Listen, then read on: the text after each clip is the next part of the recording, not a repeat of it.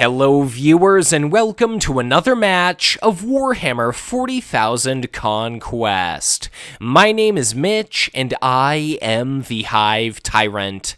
Today, courtesy of our players sitting to the left, I present a game featuring our latest Tyranid faction warlord, subject Ω-X62113, played by Travis Lodes. To the right sits Evan Tid, whom instead is going to be playing as the Dark Eldar, with his warlord of choice for today's game being Archon Salaine Morn.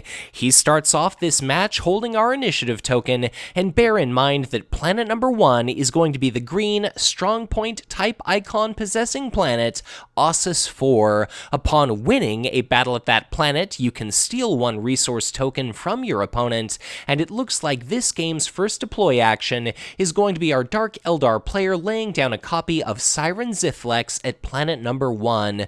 So, for the cost of 3, our unique, loyal Dark Eldar faction army unit has 2 command icons, 2 attack, 3 hit points, and whenever an enemy unit ends up being deployed to her planet, it ends up subsequently exhausted. And given Subject Omega's predilection for ambushing units into play, whether you're tossing out units conventionally or during the combat round, that's just a fantastic opportunity for the Siren to just afford a mountain of value to Archon Salaine Morn. On our Tyranid player's side of the table at planet number 3, we've got a copy of the Termagant Sentry. It's going to be a 1-cost 1/2 with a command icon, and whenever a Termagant token is destroyed at its planet, you've got the opportunity to ready it. I can't imagine that Subject Omega is going to be running too many Termagant tokens, but at the very least it does contribute to his economy. And speaking of economy, at planet number 5 for our Dark Eldar player, we've got a copy of Void Pirate sitting atop Boundless.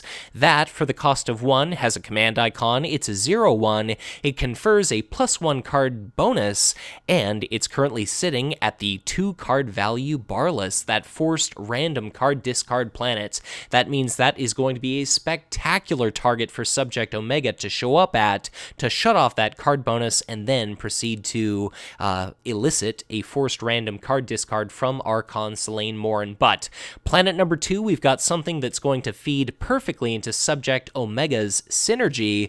It's going to be a copy of the 2-cost Virulent Spore Sacs. So it's a 1 command icon 0/1, and as a combat action, you can sacrifice that unit to detonate it. You deal 1 point of damage to every enemy unit present at that planet, and perhaps more importantly, you put an infestation token into play on that planet. And Subject Omega, more than just being a 2/6 Gene Stealer trait warlord unit, provided you've got infested planets, his ability is that you can play any Gene Stealer trait cards in your hand as though they had ambush. So if we see planet number 2 infested, if Archon Salaine Morn arrives at an adjacent planet, it's entirely possible we might see Subject Omega use predation to spread the infestation to an adjacent planet, and then there's going to be a fantastic opportunity for him to unexpectedly ambush Gene Stealer trait army units or his signature attachment into play, and that could well result in the bloodying of the, albeit normally rather resilient and formidable, 2/7 Archon Salaine Morn. But at planet number 3, we've got a copy of the Incubus Warrior. That is going to be a 2-cost, 2 command icon 3/1, and that might end up being a pretty damn decent target for the Stalking Lictor, our Tyranid player's Synapse unit of choice for today's game. The Lictor itself is going to be a 2 command icon 1/4 elite, and if it shows up at planet number 3, 3 command icons is going to definitely trump 2, and that could be a couple of resources won by our Tyranid, or Subject Omega might or send his warlord to planet number 3 just to try to elicit the rout a target non-warlord unit ability of Farron. But if he does so, if he fails to kill that Incubus Warrior, if Archon Salaine Morn is holding on to a 2 shield value card, then our Genestealer Warlord does run the risk of taking a 3 value attack directly to his face. But at planet number 5, we've got a copy of the Ripper Swarm. It's going to be a 0-cost limited keyword, 1 command icon, 1/1 Tyranid, currently opposite that Void Pirate, so it negates Archon's ability to win at that planet. And now at planet number 1, we've actually got a copy of a Termagant Horde. So for the cost of 3, it's a 1 command icon, 1/3, and at the beginning of each and every combat round, it's going to be putting a Termagant token into play. So Siren Zithlex is not going to be able to kill it in just a single swing, and if it keeps creating tokens, if Subject Omega's got a few shield cards in hand, that could create such a tide of Termagant tokens that all those teeth and claws and flesh borer beetles and whatnot could eventually just overrun Kith and end up being a victory for the Tyranids at that planet. But let us see here. Archon Salaine Morn, I could see her potentially showing up at planet number 2 just to try to win that 2-card bonus. Kind of the crappy thing about that situation is she could swing and kill the Virulent Spore Sacs, or the Spore Sacs could explode, but it would basically force the Tyranid player to either, like, because the Archon had initiative, it would be like detonate the Spore Sacs and then ambush a unit, and then if it was something big and scary, Archon Salaine Morn could have retreated, but then that would have been a battle won by our Tyranid. But regardless, that is not the case. Archon Salaine Morn arrives at planet number 1 to help Siren win that battle. The Stalking Lictor shows up at 3, and Subject Omega arrives at 5. So Archon Salaine Morn picks up 2 resources at planet 1, 2 cards go to Subject Omega at planet number 2, planet number 3 is going to be a couple of resources for Subject Omega, planet number 4, no player has the presence of any units, and planet number 5 is going to be Subject Omega managing to win a couple of cards. He's likely also going to be able to kill off that Void Pirate. Bear in mind that Archon Salaine Morn, her signature army unit, the Shadowed Thorns Pillagers, has the ambush keyword.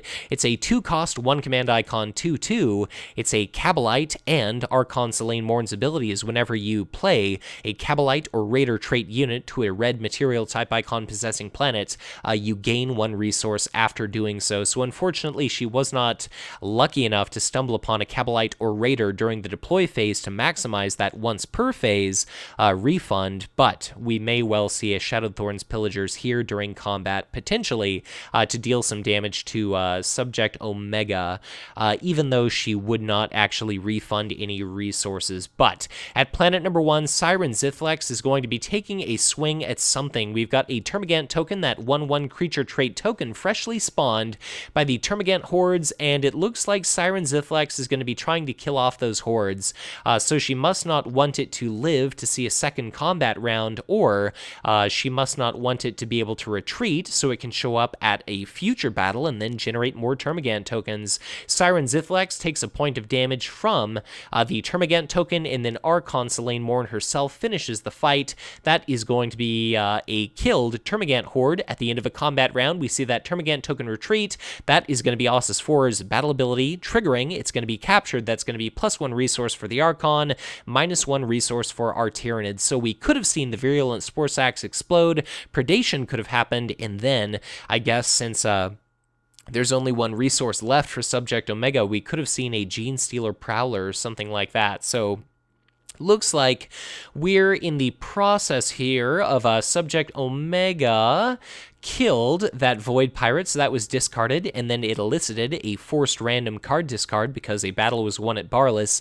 I didn't really see the card, but judging by the yellowish green of it, that may have been a Dying Sun Marauder, a Cabalite army unit new as of the What Lurks Below War Pack, discarded by Archon Salaine Morn. It's a rather powerful unit, so it's a bit of a shame that that ended up being discarded. But we've gone through an HQ phase by now. Both of our players have come across 4 resources. They have drawn 2 cards apiece. Now our initiative is going to be in the hands of a Subject Omega, and we have 1 green strong point type icon for Archon Salaine Morn. Note that planets numbers 3 and 4 are also going to be green, and then planet number 5, Karnath, our newest planet, the trigger the battle ability of any other planet in play planet, is going to be blue and red. So we could potentially see victory for our Tyranid player if he wins at planets 1, 3, and 5, Or we could have Archon Salaine Morn win at, say, 3 and 4. But it looks like things just became ever so slightly more complicated for our Archon, just because there now resides a copy of Volatile Pyrovore at planet number 3, Iridial, that healing planet. Although it's not exactly a high-value destination yet, there's really no reason for the Archon to show up there. But regardless, Volatile Pyrovore, for the cost of 3, is going to be a 1-command icon 3/3 that deals 3 points of damage to any enemy unit which destroys it through an attack. And the Dark Eldar aren't exactly known for direct damage effects. Although the Kabalite Harriers do alter that, they can only affect undamaged units. So one of our latest new Kabalites is not going to be able to kill the Volatile Pyrovore, but Archon's Terror definitely works. And I can only imagine that how apt would it be that Salaine Morn runs Archon's Terror? Looks like we've got a copy of Shadowthorn's Pillagers that I mentioned earlier, thrown out to planet number 5, so for the cost of 2, they refund 1 resource, and they're now sitting, winning command at Karnath. They're a 2/2, and now let us see here. Currently, our Tyranid is positioned all right to be winning planet number 1.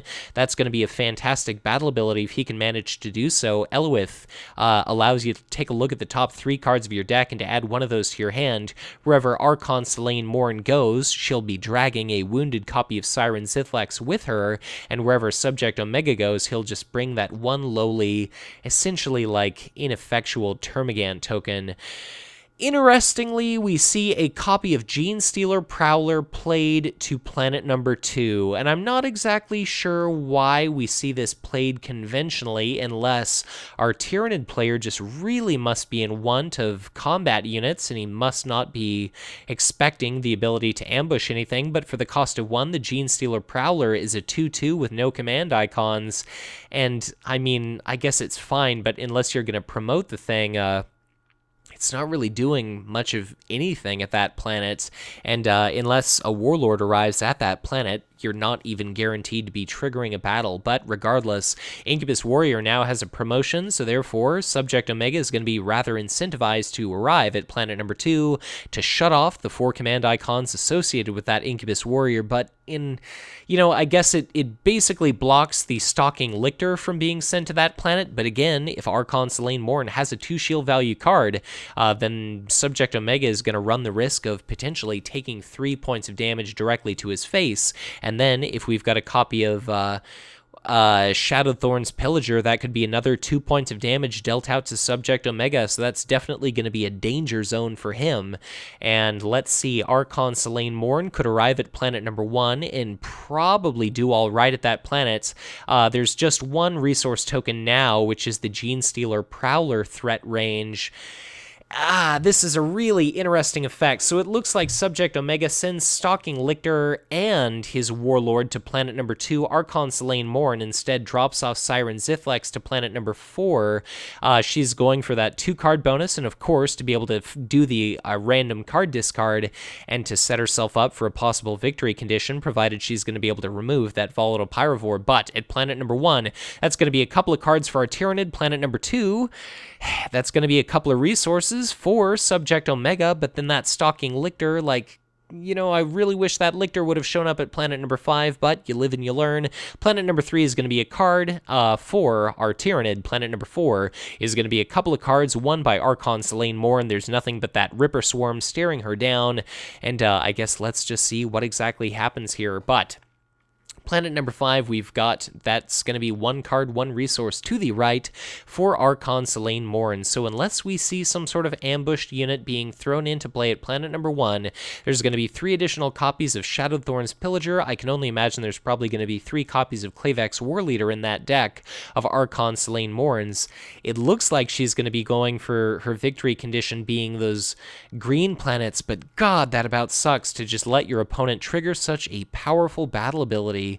3, giving Subject Omega the opportunity to dig through the top 3 cards of his deck for any one card could get him closer to drawing a digestion pool. It could get him closer to some sort of like spore chimney where you can repeatedly infest planets. You could even get a Sacalum Infestors to really just enhance your economy by whenever you infest a planet, you can exhaust that unique 2-cost support to pick either its card or resource bonus and then add that to, draw some cards or generate resources. Inexplicably, it looks like the Virulent Spore Sacs, without blowing itself up, wins the battle at Elowith. That's going to be a blue technology icon 1 by Travis to the left. And now that's going to be both players just sitting on one planet type icon, blue for our Tyranids, and green for Archon Salaine Morn. So there's not exactly a dearth of those red material type icons on the board, but let's just see how things are going to be resolving here. Okay, I was not expecting that, but at planet number 2, the Genestealer Prowler takes a swing. That is going to be a dead copy of the Incubus Warrior, so that's going to be a ruined copy of, I guess, okay, so the Incubus Warrior is gone. Its promotion is also gone. Theron's ability activates. That's going to be the Shadowed Thorns Pillager routed. So now, during the following round, it's not going to be able to win command at Karnath. Looks like Archon Salaine Morn took a swing at that Ripper Swarm, and unless mine eyes deceive me, I wasn't exactly watching, but it looks like that Ripper Swarm was shielded against, and yeah, I suppose he threw out a shield, and the Ripper Swarm itself doesn't appear to have dealt any damage, but just, man, bizarre on top of bizarre. The Ripper Swarm survives until the end of the combat round, and it's given the opportunity to retreat. It's not necessarily something I would invest a 2-value shield card in myself, but perhaps we'll have to see what exactly our Tyranid player was thinking as this match continues to play out. But we go through an HQ phase here. I apologize for kind of missing some of those card discards owing to the kind of odd camera angle, but Barless did elicit a forced random card discard. I can't exactly see what it is. It almost looks like a copy of Promotion in the Tyranid player's discard pile, but I cannot tell.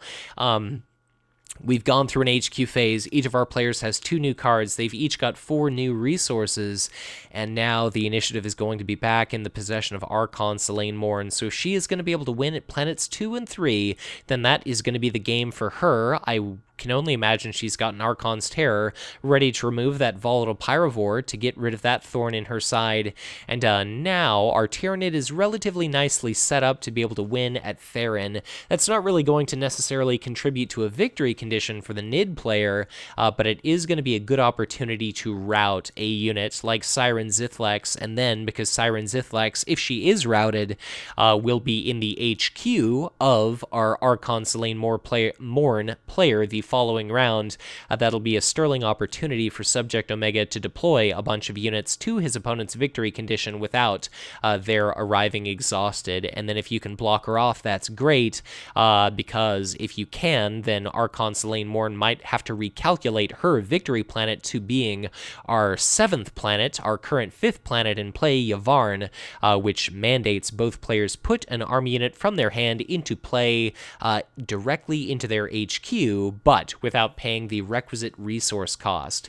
So at planet number 2, we got our aforementioned Kabalite Harriers. They're going to be a 2-cost, 1-command icon, 1/2, and they've got a rather superb ability. Well, I don't know if it's so great against Subject Omega, but whenever you deploy a Kabalite unit to their planet, you basically pick an enemy unit to be dealt a point of damage, and an undamaged enemy unit to take a point of damage. So they are deployed, then they can trigger their reaction based off of their own having been deployed, and that is the reason behind that Volatile Pyrovore having 1 point of damage upon it. So both of our players are actually going to have their movement somewhat restricted going into our command phase. Like Subject Omega's got his Virulent Spore Sacs in tow, which can be I don't think you need to exhaust them to sacrifice them. You just basically detonate them. And then the Ripper Swarm itself is going to be showing up exhausted, but it's no more than a mere 1/1. And I suppose it's lucky that because that Ripper Swarm was preserved, that fifth planet was not Taurus, which would be a pretty reasonable destination for Archon Salaine Morn. But note that at planet number 1, we've got a copy of Incubus Warrior, and that is a hell of a thing. So that is going to be a 3/1 with 2 command icons, and the reason I mention that again is because we see the signature army unit of Subject Omega being put into play at that planet. It's going to be a Gene Stealer trait, Invasive Gene Stealers, and for the cost of 3, it's a 1 command icon, 2/3, and when it enters play until the end of the phase, a target enemy, I believe, army unit gets -1 HP, and it itself gets +1 HP. So the Incubus Warrior, when it drops to 0 HP, its number of damage tokens, 0, is equal to its remaining HP, 0, and it is destroyed and discarded. Note that that copy of Kabalite Harriers at planet number 2, the name escaped me for a moment, has picked up a copy of the Bladed Lotus Rifle, so it's going to be an attachment released during the Warlord cycle. A lot of people thought it was garbage, but who's laughing now? Perhaps Archon Salaine Morn will be, or perhaps you will be at our Archon Salaine Morn player for playing Bladed Lotus Rifle, I don't know. But regardless, the point being it's going to be a +1 attack bonus and the ranged keyword conferred upon that Kabalite, so it's now going to be a 2/2 ranged units. Dying Sun Marauder would have been a much better choice for that effect, but unfortunately we do not see one of those in play. Looks like we've got a gentleman watching today's game, and just for the sake of mentioning it, because he's a proper sir whom interacts with me on Twitter, this game was filmed at Comic Collector Shop in Sunnyvale, California. I guess it's kind of Davis Kingsley's stomping grounds, our 2014 runner-up world champion, so if you're in the area, be sure to stop in, say hello, perhaps to either of our players, perhaps to Davis Kingsley himself, perhaps get an autograph signed, or regardless, say hi to the store owner and tell him that the Hive Tyrant sent you. So let's see, we have got a lot of different options for our players to send their warlords. Siren Zithlex could have the Stalking Lictor arrive at her planet.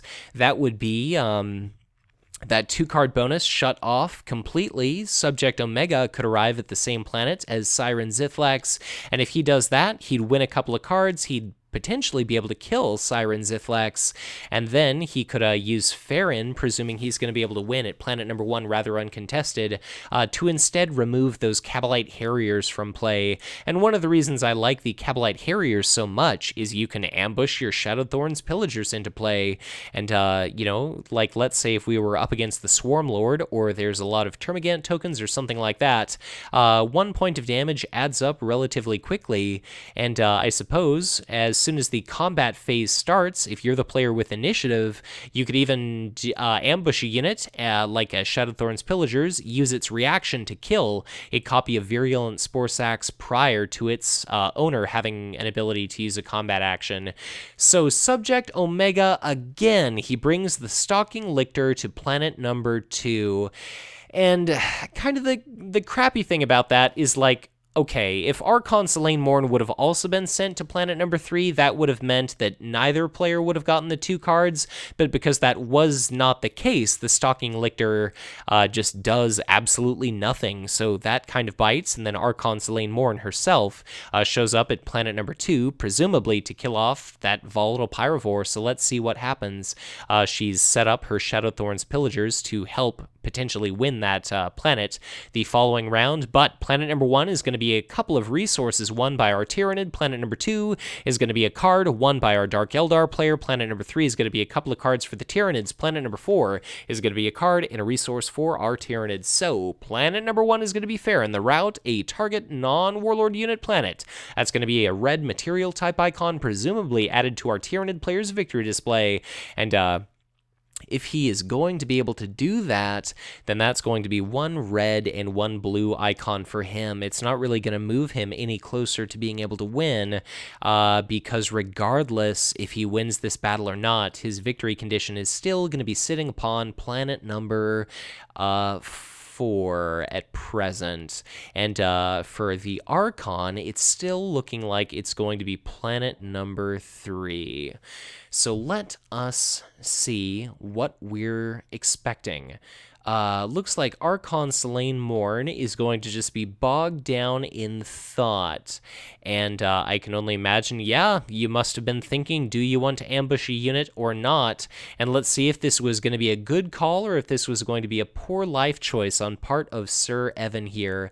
So he does have initiative. He spent 4 to throw out a copy of Ω-X Warleader, and it looks like, I can't quite tell if that was the signature attachment or not. But the Ω-X Warleader took a swing. It's a 3/3 with 2 command icons. It took a swing at something, and I can only imagine that that must have indeed been the lethal toxin sacks, because I'm not seeing any damage on any of these Tyranids. The lethal toxin sacks, what makes that rather special is that for the, well, you can just basically deploy it from your discard pile. So for the cost of 2, you can affix your signature attachment to a unit, and it confers a +3 attack value and a -1 hit point bonus.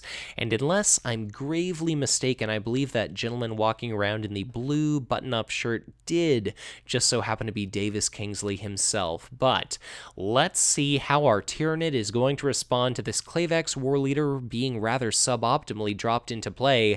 The crappy thing about throwing this Ω-X Warleader out at that planet is not only did you not kill anything, and your opponent now has a signature attachment in their discard pile that they can play. Like the Ω-X Warleader, the entire point of it is to be a 2-for-1. When there's an already wounded enemy army unit, you can trigger its reaction to destroy it, and the fact that that did not occur, that is one hell of an expensive 3/3. So Archon Salaine Morn did not manage to win at that planet. The Tyranids managed to chew through that Ω-X Warleader. It's going to be rendered down into biomass, and it's not as if our Tyranid players suffered any losses, but that is just going to be all the more fuel to just add to the Tyranid war effort. So Farron captured by our subject Omega player. Okay, I guess we saw the Kabalite Harriers routed. At planet number 2, we see the last resources of Archon Salaine Morn used to drop another Ω-X Warleader into play. Because that volatile pyrovore was damaged, that is going to be a volatile pyrovore outright destroyed. It's not going to be able to trigger its ability that deals damage to a unit that destroys it with an attack, because a card ability is not an attack. So the Ω-X Warleader did manage to work around that, but man, oh man, for 8 resources, I've definitely seen some Ω-X Warleaders do some more effective things in my day. So I guess let us see what's going to happen here at planet number 2. So because of Iridial activating, like that's where Archon Salaine Morn won that battle, she was going to be able to strip a point of damage off of any of her units, but I believe her only wounded unit did happen to be that copy of Siren Zithlex, and I do have to apologize for my inability to kind of see at this angle. Siren Zithlex looks like she's going to be able to deflect that attack of 2 thanks to the timely interjection of a shield card, so that's going to be subject Omega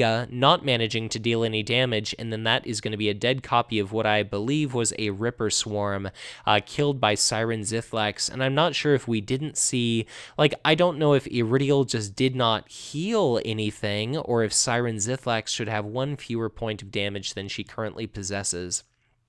But regardless, Siren Zithlex is going to be taking an oncoming swing from that Stalking Lictor is what it looks like to me, and then we're going to be coming to the end of a combat round, unless we see something really sneaky from our Tyranid player.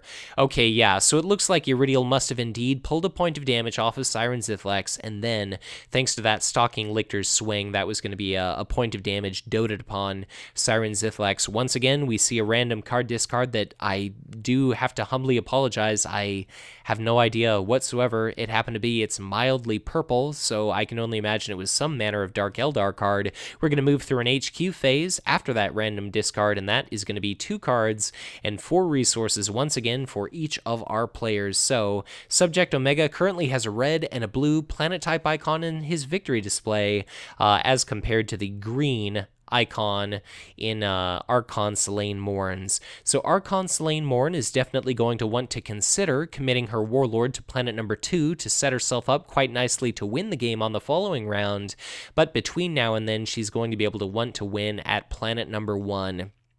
Just because she's going to need another one of those green icons to be able to win during our next combat. Subject Omega is kind of in a sticky position here. Wherever he shows up, he's going to be bringing a large number of units with him. He's got that 2/3 Invasive Genestealer, the 1/2 Termagant Sentry, and he's got a 2/2 Genestealer Prowler, and then that 1/1 Termagant token. Looks like we see a copy of Predation that has elicited some infestation. Okay, so I must have missed at some point. Again, I apologize. God, I feel awful about this. But it must have been a copy of Virulent Spore Sacs detonated at that planet, because now we see Predation move infestation from planet number 1 to planet number 2.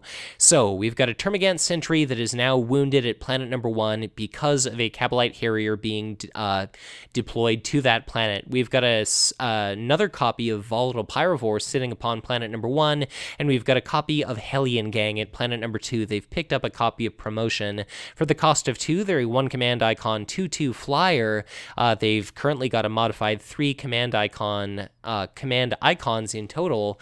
And now what's very interesting about planet number 1 is if we see a Shadowed Thorns Pillager being ambushed into play after a Termagant token ends up being generated by the Termagant Horde, it's entirely possible that those Harriers might end up killing off that unit. And if we were to see Archon Salaine Morn commit all of her forces to planet number 1, that would mean she would have 2 copies of the Harriers at the same planet, and then if you ambush a Kabalite, you'll be able to do a double ping to undamaged enemy units, which can include Synapse, Token, Warlord, and Army units.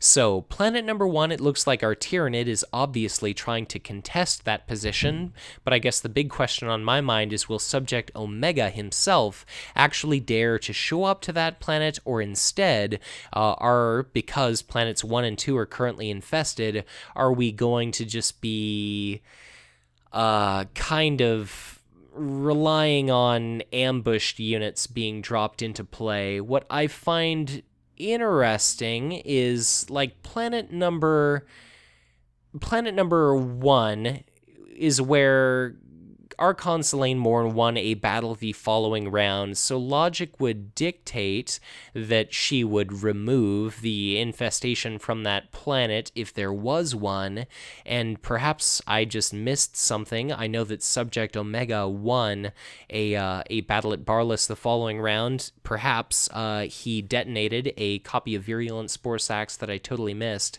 But note, I didn't happen to mention it, but the reason that Volatile Pyrovore is going to be in play at the first planet was because of the play of a Spore Burst. So for the cost of 2 as a deploy action, you can look through your discard pile and find an up to 3 cost Tyranid, and then add that to just deploy it at an infested planet. Again, apologies for the confusion, but regardless, at planet number 1, we see a copy of Invasive Genestealers. What's good about playing it during deploy is that you gain the benefit of its 1 command icon. What stinks about playing it during deploy is during the combat phase, it's not actually going to have its 4 total HP, and you're not going to be able to give a -1 HP to an enemy unit when it's relevant to potentially killing something. So let's see if this paid off. The Stalking Lictor again arrives at planet number 1, so that's going to be 2, 3, 4, 5 command icons in total for our Tyranid player. It's going to be a total of 1, 2, 3, 4 command icons for Archon Salaine Morn. So our Tyranid does get to win a card at planet number 1, but is that card going to be worth giving up the bonus of the Invasive invasive Genestealer, like wound something, and then if your opponent just has a unit with 1 shield left, if they were silly enough not to shield, then punish them for doing so. So at planet number 1, that's a card for our Tyranid. Planet 2 is going to be a couple of cards to the right for Archon Salaine Morn. Planet number 3 is going to be a card and a resource for our Tyranid, and planet number 4 is going to be a resource for our Tyranid. Looks like we've got a copy of Scything Hormigaunt sitting upon that planet. It's going to be a 2-cost 2/2 with a command icon that infests a planet wherever it happens to be put into play. So the initiative token is going to be in the possession of our Tyranid player, and he has taken a swing of 3 at the volatile, or sorry, with his volatile Pyrovore, he took a swing at the Clavex War Leader, and now that Stalking Lictor is exhausted. God, I feel awful about having missed a couple of effects, but let's just pay rapt attention here. This is tricky when I'm missing all the shield cards. So let's see. The Shadowthorn's Pillager is now going to get an opportunity to attack. Our Dark Eldar player doesn't really have a whole hell of a lot in the form of units to try to resist all the Tyranid forces here, and considering this planet is infested, we could see a 2-cost Genestealer. There is not one, but we could see another Genestealer Prowler or two, but it looks like that is going to be a swing, and that is going to be 2 points of damage on that Termagant Horde, which is now almost destroyed, but each and every combat round it manages to survive. That is going to be another Termagant token generated. Invasive Genestealer takes a swing. That is going to be a Cabalite Harriers that was ready, that's going to be killed. And now let's see. Subject Omega is left unexhausted, and we've got the 1 attack values associated with the Termagant Horde and the Termagant tokens remaining as well. Archon Salaine Morn herself is going to be a 2/7 Warlord, but she's not exactly going to be able to stem this tide of Tyranids all by her lonesome. Those invasive Genestealers, they've still got 3 hit points. That's going to be rather difficult for Archon Salaine Morn to cut through. She doesn't have the benefit of her signature attachment, so I guess let's see what she's going to take a swing at. Is she going to try to kill off the Termagant Horde, or is she going to wound something else? Interestingly, she just straight up decides to retreat with her combat turn, and now that's going to be 3 Tyranids just finishing off all those units at that planet. That's going to be a dead copy of Siren Zithlax, and I guess, okay, so that was a copy of Gene Implantation that we saw, so that is going to be a hell of a thing. Gene Implantation is going to be the 1-cost signature event for Subject Omega, and that's whenever one of your Genestealer trait units destroys an enemy army unit with an attack. If it's 3 or lower cost, you gain control of it after it hits your opponent's discard pile. So Archon Salaine Morn is definitely going to help our Tyranid win this one, and that is going to be the remainder of the planet just being totally cleared out by our Tyranid player.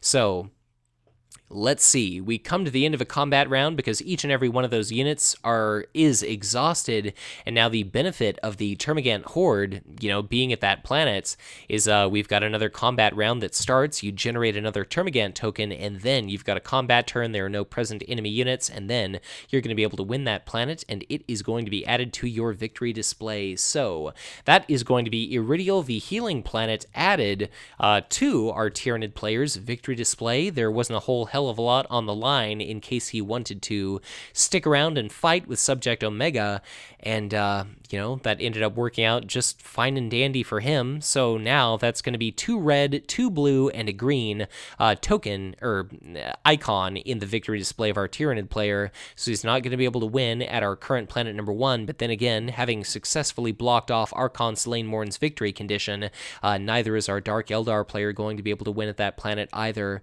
So what we can see now is going to be our Tyranid, presumably committing his Warlord to planet number 2, just to lock down the victory condition of his at this planet. Interestingly, we see a copy of Dying Sun Marauder played to planet number 1, but I don't really know if that's the best idea, because it's really not going to provide any kind of benefit for our, for our player there, for Archon Salaine Morn, because Archon Salaine Morn can potentially include Doom in her deck, and I don't think she has Doom right now, because otherwise she'd be using it. you know, there's no reason for Omega to go to planet number 1, just show up at planet number 2. All your units are going to be ready the following round, and then you're just definitely going to be able to bring the pain to Evan there sitting on the right. But planet number 1, that Dying Sun Marauder, it's going to be a 2-cost 2/3 with no command icons. It's a Kabalite trait unit, and whenever you gain a resource, you can ready it. So if it comes into a planet exhausted from your Warlord's retinue, or as part of your Warlord's retinue from the HQ, if you win any resources during the command phase, you ready it. If you play Raid, you ready it. If you use Gut and Pillage, you ready it. So I guess let's just see what happens. Archon Salaine Morn sends herself to planet number 3, where sits a Toxic Venom Thrope, played out by our Tyranid, a 2-cost, 2-command icon 0/2, that, if you win a command struggle, you're able to infest planets. And I guess let's just see what happens here at this planet. We've got a new Termagant Horde being played to planet number 2, and yeah, Archon Salaine Morn's presumably going to be able to win the battle at planet number 3, but it's not as if she's likely to want to trigger that battle ability, and that's fine. Archon Salaine Morn can pick up that 1 resource at planet number 3. It scarcely matters. Planet number 2, our Tyranid, is definitely going to be winning a card and a resource, and at planet number 1, that's going to be our Archon winning 2 cards, and presumably that is going to be a battle 1. It's going to be a second green icon added to the victory display of Archon Salaine Morn. And that random card discard, which I did actually catch this time, is going to be a copy of the rather powerful Regeneration discarded from our Tyranid player's hand. But it's looking like he's going to have the option of Yvarn to trigger should he choose to do so, because he's going to be able to win that battle at planet number 2 rather uncontested. And now let us see what exactly is going to happen, if anything, at planet number 3. So Archon Salaine Morn is going to be facing a 2/2 Scything Hormigaunt. Okay, looks like Yvarn was actually triggered, and it's going to be a copy of the Yumgarl Gene Stealer being put into play into the HQ of Subject Omega. Yvarn is not an optional effect, like you can choose whether or not you want to activate it, but when it is activated, both players are forced to pick an army unit in their hand. So Subject Omega is going to bounce away from that planet, and that Yumgarl Gene Stealer is going to be a 5-cost Tyranid Elite. Unfortunately, it's not ambushed into play at planet number 3, but it is a 4/4, and provided it's at the same planet as a Synapse unit, it is gets a +2 HP bonus, and provided that it's at the same planet as a Warlord, it's going to be a +2 attack bonus. So Archon Salaine Morn takes a swing. The discard of a Regeneration means that Scything Hormigaunt is not killed. Scything Hormigaunt takes a swing itself, deals just 1 point of shielded, well, 2 points of 1 shielded damage to Archon Salaine Morn. We see Gene Stealer Prowler being put into play, and is Archon Salaine Morn going to drop a Shadowthorn's Pillager at that planet?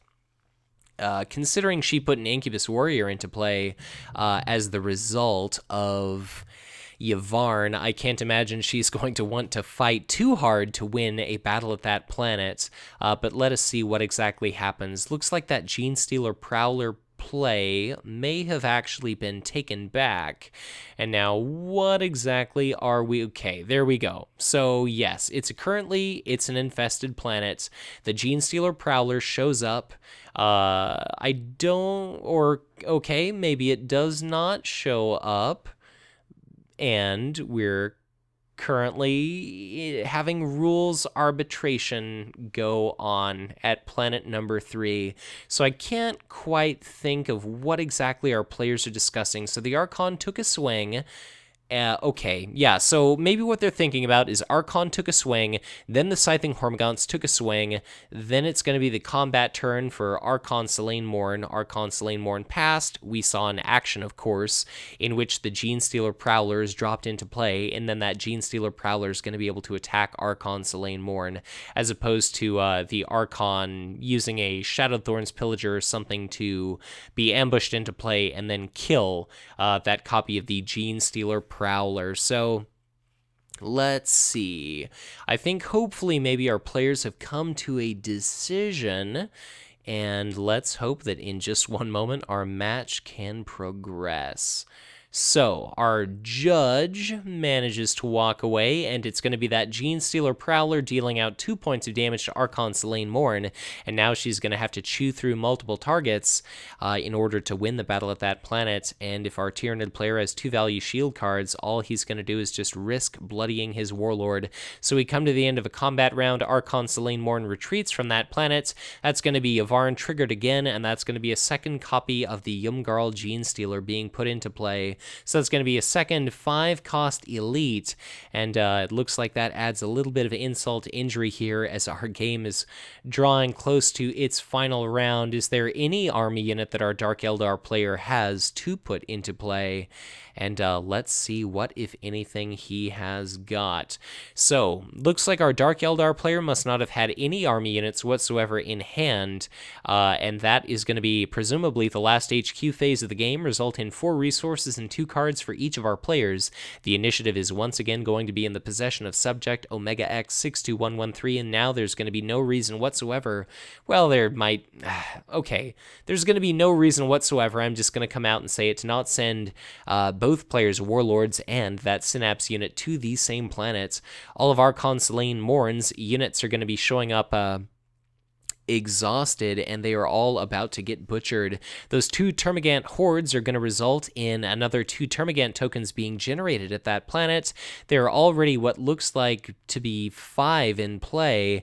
No, looks like we're actually seeing a Hellion gang deployed to planet number 1, and because of Siren Zithlex sitting at that planet under the control of our Tyranid player, that is going to be a Hellion gang being deployed to that planet exhausted. We see a copy of the signature support, the Nexus of Shadows, played by Archon Salaine Morn. That is going to be just a 1-cost signature support, and limit once per phase. You can pay 2 resources to draw 1 card, but I cannot think of absolutely anything that's going to be able to get Archon Salaine Morn out of this one. She could play a Kabalite Strike Force to that planet with its Mighty Area Effect 1, but it would be showing up exhausted, and that's not going to be able to do a whole hell of a lot of anything. So, both of our Warlords and our Synapse unit arrives at planet number 1. That's going to be a card and a resource for our Tyranid player. Planet number 2 is going to be a resource for our Tyranid player, and it's going to be subject Ω-X62113 with initiative. What exactly is he going to be doing? Looks like we see a bit of a clogged with corpses going on, so that's going to be a 1 Termagant token discarded, well, sacrificed in order to destroy the Nexus of Shadows, which disallows our Dark Eldar player from being able to draw a card.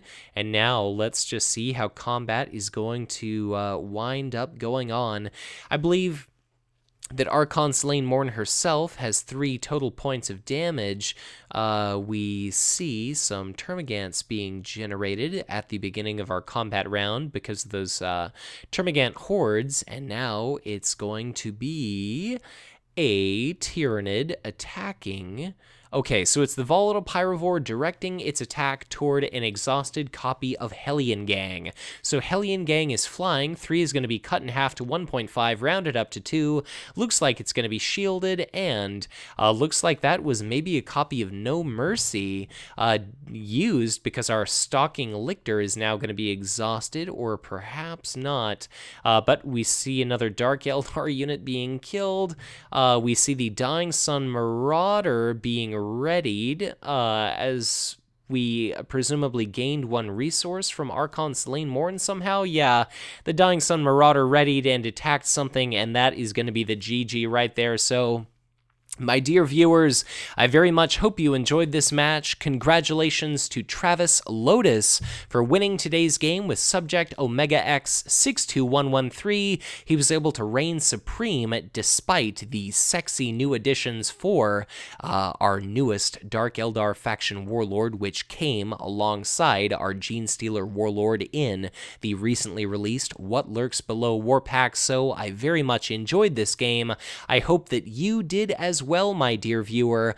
I really have to apologize for the mistakes and missed plays that I made as a commentator, and from this point forward, I believe that Travis is going to be sending in a few more videos likely filmed at an angle that's more discard pile view friendly. So, regardless, I hope you enjoyed this game, and as always, if you enjoyed this content, be sure to hit that like button and subscribe to my channel if you've not done so already, or if you are already subscribed, as ever, you're encouraged to share this content, because the more engagement these videos receive, it means more individuals will be exposed to Conquest, they might give the game a try, join our living card game community, and together, the greater we are in number, the bigger message we send to Fantasy Flight Games, telling them to continue to develop and support this fantastic product. If at any point you'd like to get in touch with me, I would definitely recommend that you do so through Facebook or on Twitter, and especially if you yourself are a content creator, if you make videos, podcasts, articles, anything relevant to Conquest LCG, I definitely recommend that you get in touch, just because I'm always trying to grow this community, and I would absolutely love to promote the content you produce. If you ever feel inclined to support the Hive Tyrant, I would be absolutely honored, humbled, and deeply appreciative were you to donate as little as $1 to my Patreon page, just because it all goes to helping me to recover some of my file hosting and operating expenses, and each and every additional dollar goes into improving the audio and video quality of this channel, and further, it goes to funding exciting events like my potentially attending the 2016 World Championships. So, as always, thank you all so much for watching. Again, I apologize for my slip-ups and missed plays in this video, but as always, be sure to check back in again soon for much more Conquest LCG content to come.